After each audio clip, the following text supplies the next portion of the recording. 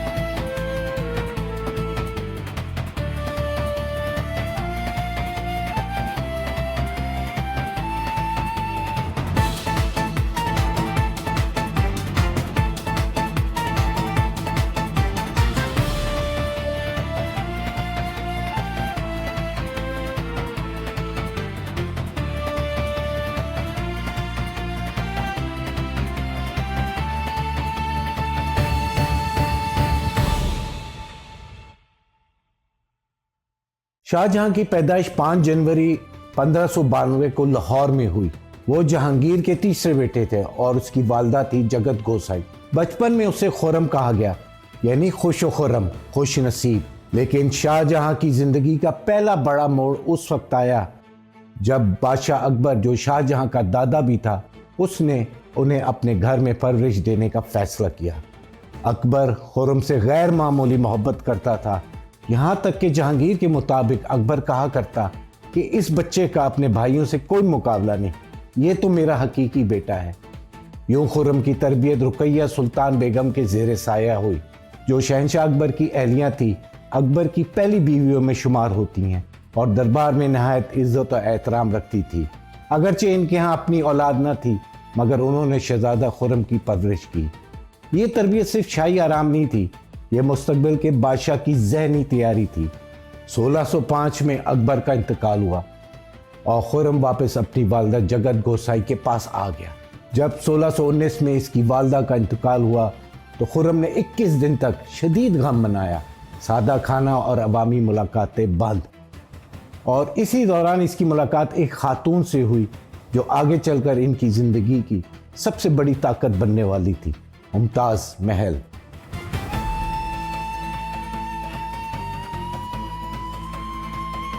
شہزادہ خرم کی تعلیم روایتی شہزادوں سے وسیع تھی۔ مارشل ٹریننگ، جنگی حکمت عملی، شاعری، موسیقی، درباری آداب۔ لیکن دلچسپ بات یہ ہے کہ وہ ترک زبان میں بہت کم دلچسپی رکھتا تھا، جبکہ اسے ہندی ادب پسند تھا۔ یہی وجہ ہے کہ اس کے ہندی خطوط کا ذکر بھی ملتا ہے۔ یہ ایک ایسا شہزادہ تھا جو صرف تلوار نہیں، قلم بھی سمجھتا تھا، اور جو دربار کی سیاست کو بھی پڑھتا تھا، کیونکہ مغل سلطنت میں وراثت ہمیشہ بڑے بیٹے کو نہیں ملتی تھی۔ یہاں قابلیت اور طاقت تخت کی چابی تھی۔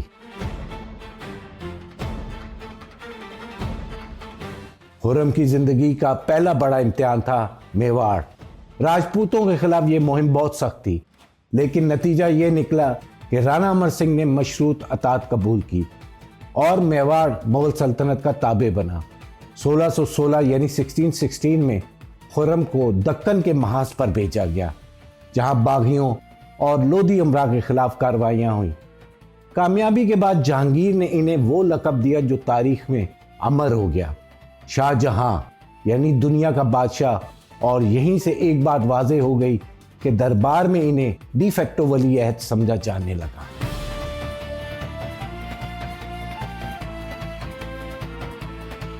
1611 یعنی 1611 میں جب شہزادہ خرم کی عمر صرف 19 برس تھی، اس وقت اس کے والد شہنشاہ جہانگیر نے نور جہاں سے نکاح کیا۔ یہ جہانگیر کی 20ویں اور آخری بیوی تھی۔ یہ شادی صرف ایک رشتہ نہیں تھی، بلکہ یہ مغل دربار میں اقتدار کے ایک نئے مرکز کا ظہور تھا۔ رفتہ رفتہ فیصلے محل کے پردوں کے پیچھے ہونے لگے، یہاں تک کہ سکے جہانگیر کے ساتھ نور جہاں کے نام سے بھی ڈھلنے لگے، اور مغل سیاست میں اس سے بڑی کوئی علامت نہ تھی۔ خطبہ اور سکہ، یہی تو اقتدار کی زبان تھی۔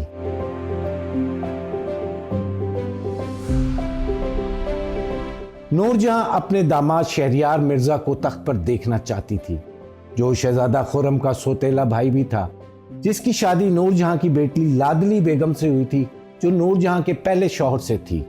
اور یہی لمحہ تھا جب شہزادہ خرم کے لیے خطرے کی گھنٹی بج اٹھی۔ خرم کو دور دراز مہمات میں الجھایا گیا، دربار میں اس کی جڑیں کمزور کی گئی، اور پھر آیا وہ فیصلہ کن موڑ، قندھار۔ نور جہاں کا حکم تھا کہ خرم قندھار جائے۔ خرم نے انکار کیا، نتیجہ قندھار ہاتھ سے نکل گیا اور بغاوت کا الزام مضبوط ہو گیا۔ 1622 میں خرم نے باپ جہانگیر کے خلاف علم بلند کیا، مگر تقدیر ساتھ نہ تھی۔ شکست، جلاوطنی اور پناہ، اور 1626 یعنی 1626 میں ایک مشروط معافی۔ مگر یاد رکھیے، جنگ تلواروں کی نہیں تھی، یہ دربار کی خاموش سر جنگ تھی، جو انجام تک پہنچنے میں ابھی وقت مانگتی تھی۔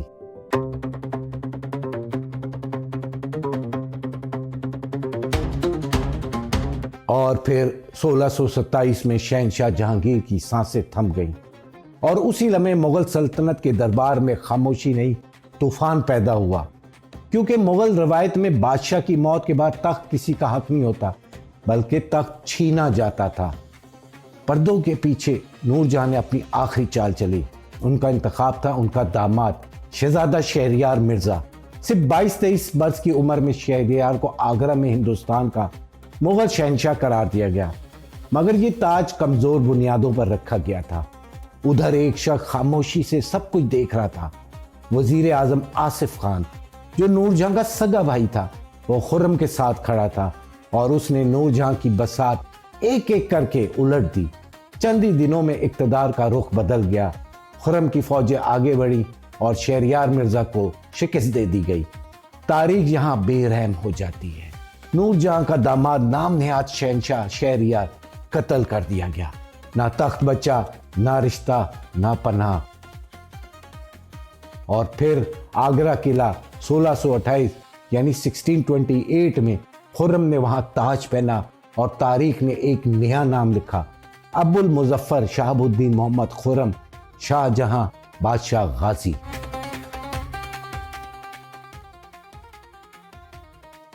مگر یہ تخت گلاب کی پتیوں سے نہیں بنا تھا، یہ خون، سازش اور خاموش لاشوں پر کھڑا تھا۔ اپنے اقتدار کو محفوظ بنانے کے لیے شاہ جہاں نے باقی تمام دعوے داروں کا بھی خاتمہ کرا دیا۔ یہ ظلم نہیں تھا، یہ مغل سیاست تھی، وہ سیاست جو نسلوں سے تخت کے نیچے دفن لاشوں پر زندہ تھی۔ مغل سلطنت طاقت کی ایک انتہا تھی، لیکن طاقت ہمیشہ امن نہیں لاتی۔ دکن میں فوجی مہمات جاری تھی، ریاستیں تابع کی جا رہی تھی، اور بغاوتیں خاموشی سے مگر سختی سے کچلی جا رہی تھی۔ یہ ایک وسیع سلطنت تھی جسے ہر سمت سے قابو میں رکھنا پڑتا تھا۔ پھر آیا وہ بحران جسے تاریخ صرف ایک لفظ میں یاد رکھتی ہے، قحط۔ 1630 سے 1632 تک دکن، گجرات اور خاندیش بھوک کی لپیٹ میں آ گئے۔ فصلیں ناکام ہوئی، خوراک ختم ہو گئی، اور لاکھوں جانیں خاموشی سے مٹ گئی۔ شاہ جہاں نے لنگر خانے قائم کروائے، امدادی احکامات جاری کیے، مگر یہ المیہ سلطنت کی معیشت اور سماج دونوں پر گہرے زخم چھوڑ گیا۔ اسی دور میں اقتدار کا ایک اور چہرہ سامنے آیا، گجرات کے کولیز، مقامی قبائلی اور کسان گروہ جو صدیوں سے اپنی زمین اور شناخت کے لیے مزاحمت کرتے آ رہے تھے۔ قحط، بھاری ٹیکس اور سخت انتظامیہ نے ان کی مزاحمت کو کھلی بغاوت میں بدل دیا۔ شاہ جہاں کے لیے یہ محض شورش نہیں تھی، بلکہ یہ ریاستی اختیار کا امتحان تھا، اور مغل سلطنت میں اقتدار قائم رکھنے کا ایک ہی اصول تھا: کنٹرول۔ یہی وجہ تھی کہ اس دور میں عظمت اور سختی ایک دوسرے سے جدا نہیں تھی۔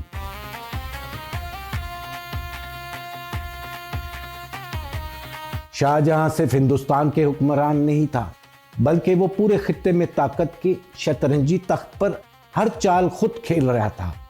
مشرق سے مغرب تک تلوار اور سفارت ساتھ ساتھ چلتی تھی۔ مغرب میں صفوی سلطنت اور درمیان میں قندھار، ایک شہر نہیں بلکہ ایشیا کی سیاست کی کنجی۔ 1638 میں مغل افواج نے قندھار پر قبضہ کیا۔ یہ فتح تھی مگر عارضی، کیونکہ 1649 میں صفوی بادشاہ عباس ثانی نے وہ شہر واپس چھین لیا۔ مغل لشکر نے بار بار کوشش کی، مگر قندھار ہمیشہ کے لیے ہاتھ سے نکل گیا۔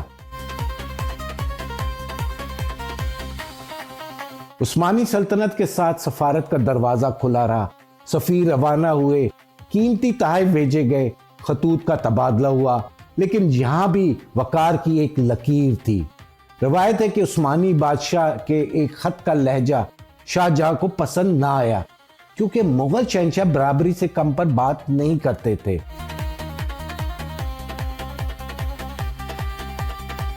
اور مشرق میں بنگال کے پانیوں پر پرتگالی طاقت سایہ فگن تھی۔ ہوگلی کے تجارتی مرکز پر حملہ ہوا، پرتگالی توپیں خاموش کی گئی، اور پھر مذہبی سرگرمیوں کو سیاستی کنٹرول میں لیا گیا۔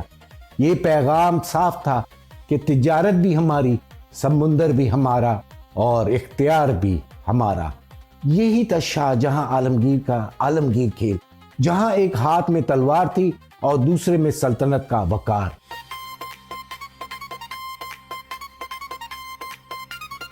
میں ہوں ناصر، آپ دیکھ رہے ہیں فٹ پرنٹس آف ٹائم، جہاں ماضی صرف سنایا نہیں جاتا بلکہ یہاں ماضی سانس لیتا ہے۔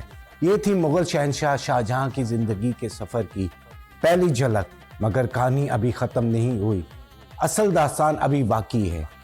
اگلے حصے میں ہم جانیں گے کیا ہوا جب سلطنت کی طاقت وراثت کی جنگ میں بدل گئی، کیسے ایک عظیم بادشاہ اپنی ہی اولاد کی سیاست کا شکار ہوا، دارا شکوہ، اورنگزیب اور تخت کی جنگ نے مغل سلطنت کا رخ کیسے بدل دیا، اور وہ دل دہلا دینے والا منظر جب تاج محل بنانے والا بادشاہ خود قید میں تھا اور دور سے اسی تاج کو دیکھ کر اپنی زندگی کے زخم گنتا تھا۔ اگر آپ اس کہانی کا اصل انجام جاننا چاہتے ہیں تو دوسرا حصہ ضرور دیکھیں، کیونکہ تاریخ کے کچھ راز ابھی باقی ہیں۔